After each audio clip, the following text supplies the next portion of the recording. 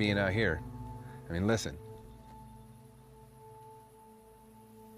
You know, you get to have no thoughts at all.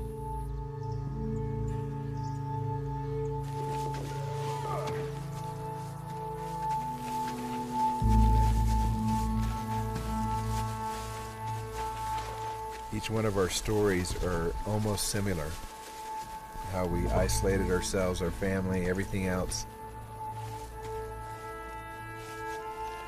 Started reaching out and found, you know, the only way we're all gonna heal each other is to get back together. Holy shit, that's that bloopers. Oh, there we go. Big Marky Mark. Marky Mark.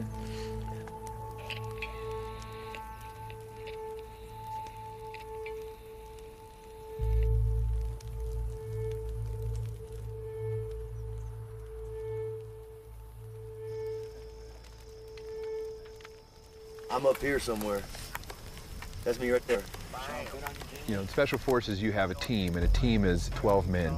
You've got a captain, a team sergeant, a team warrant officer, 2 engineers, 2 commo, 2 medics, 2 weapons sergeant. It formulates a team, and each team would have a specialty, like high altitude, low opening, jumping, or scuba diving, or assaulting direct action.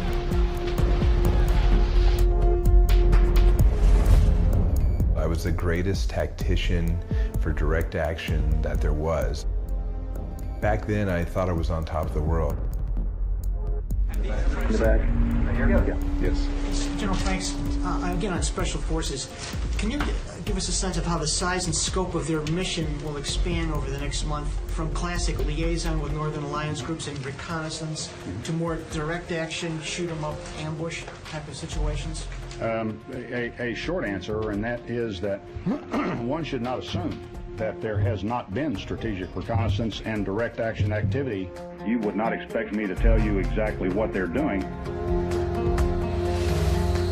Evidence that another, much more covert operation is well underway. These special forces are trying to hunt down suspected terrorists. The letter-like attacks by commandos to go after and root out some of that infrastructure.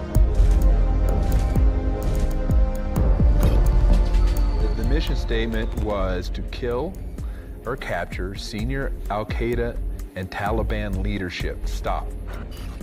Insert name. Stop. Insert location. Stop. At our level, there's a big map there, and the big map is synchronized by who's next, who's on first. Okay, and then who's on first is a number and a picture and a little bit of background. Run into one room. It was total chaos. 7 guys, machine guns. You dodge bullets, you're shooting people hand to hand. You run into the next room, guys are shooting out the back of the window, one guy's surrendering. You run into the next room, family. It was on, off, on, off, on, off, on, off, on, helicopter home.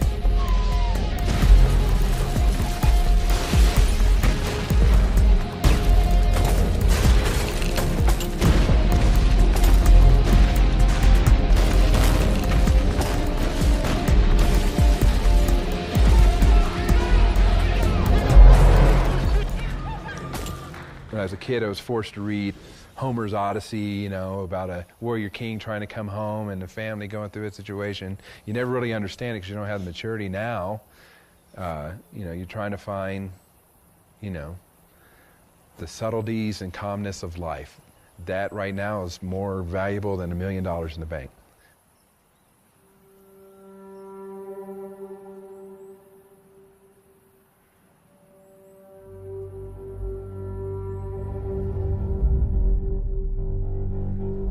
As a leader, you have to balance, you know, what's the mission? What are you trying to accomplish? And the mission is invariably to put your soldiers in harm's way.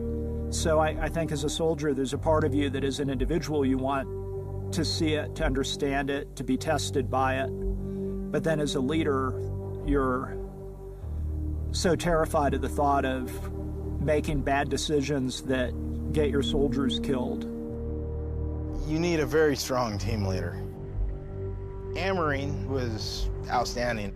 It's like a democracy. You've got to kind of, you know, there's strong wills, 12 strong wills.